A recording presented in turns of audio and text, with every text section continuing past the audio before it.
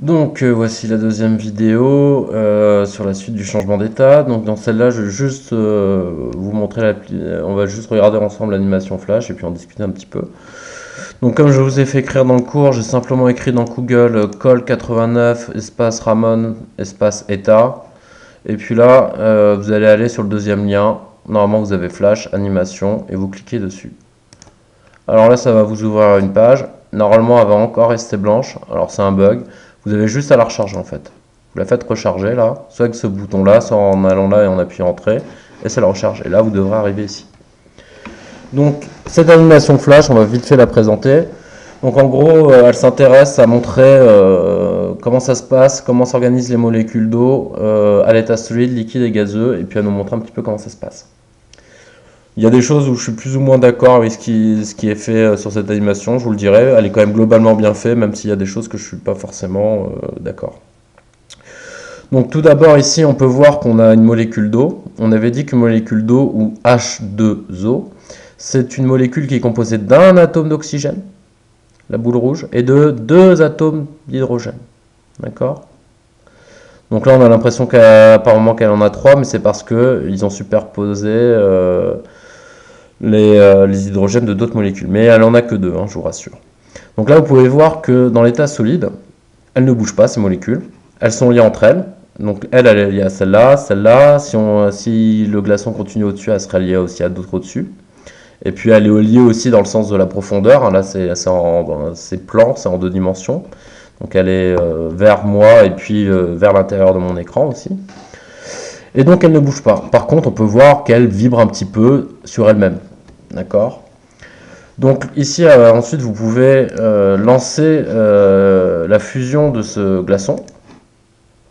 Et donc, on va voir ce qui se passe. Alors là, vous voyez qu'au fur et à mesure que le glaçon fond, les molécules se mettent à bouger. Elles sont plus proches que tout à l'heure les unes des autres. On rappelle que c'est le cas particulier de l'eau, hein, d'accord ? Et donc, le volume occupé est beaucoup plus petit. Alors là, c'est une des fois où je ne suis pas d'accord. Tout à l'heure, on avait un glaçon énorme qui faisait cette taille-là, là. Et maintenant, on a de l'eau liquide qui fait à peine cette taille-là. Bon, c'est exagéré, hein, d'accord. La différence de volume pour l'eau, c'est 10%. Donc là, c'est complètement exagéré. On peut quand même voir que les molécules se déplacent les unes des autres. En fait, elles glissent les unes sur les autres, plus ou moins, même si là, ça ne se voit pas très, très bien. Mais elles sont plus liées entre elles comme tout à l'heure. Et puis, elles se déplacent. Ensuite, si vous cliquez sur la petite croix ici, vous allez pouvoir le faire passer à l'état gazeux maintenant. Et là, vous voyez que par contre, là, les molécules gagnent beaucoup de vitesse, se mettent à se déplacer très loin, et puis elles sont très éloignées les unes des autres, d'accord ? Et puis, elles se cognent partout. Alors, il y a juste un bug aussi sur l'animation flash ici, c'est que quand deux molécules se rencontrent, elles passent à travers les unes des autres. C'est complètement faux, hein. C'est pas, elles n'ont pas le pouvoir de passer à travers les unes des autres. C'est un bug de l'animation. Normalement, quand elles se rencontrent, elles tapent l'une contre l'autre et puis elles repartent dans des directions différentes. Donc là, on voit bien qu'elles se déplacent très vite et que elles sont très éloignées et qu'elles se cognent partout. Donc voilà, donc cette animation, moi je trouve que c'est pas mal parce qu'on voit quand même les trois états de la matière, en tout cas dans le cas de l'eau, et un petit peu comment ça se passe. Ce qui est plus visuel que juste les petits schémas que vous avez fait dans votre cours. Ensuite, quand vous allez dans Suite, il va vous proposer de remplir ce tableau.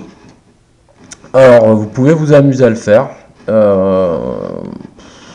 Mais sachez que moi je suis pas super fan de ce tableau, autant j'aimais bien la suite. Donc là en gros il vous demande de mettre les différentes étiquettes qui sont là ici au bon endroit. Donc là par exemple ça représente le cas de l'état gazeux, donc ça va ici, ça c'est l'état liquide, etc., etc. Et puis vous avez différents trucs.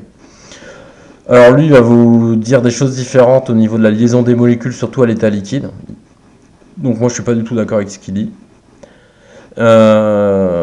Globalement, ouais, il y a quelques petits trucs dans ce truc-là où je suis pas très fan. Après, vous pouvez le faire si ça vous amuse, hein. Globalement, c'est quand même juste à peu près juste dans toutes les cases. Et puis, ça vous permet de voir si vous avez bien compris. Mais prenez ça quand même avec précaution. Donc voilà, cette vidéo est finie à nouveau. Et je vous dis donc à la prochaine fois.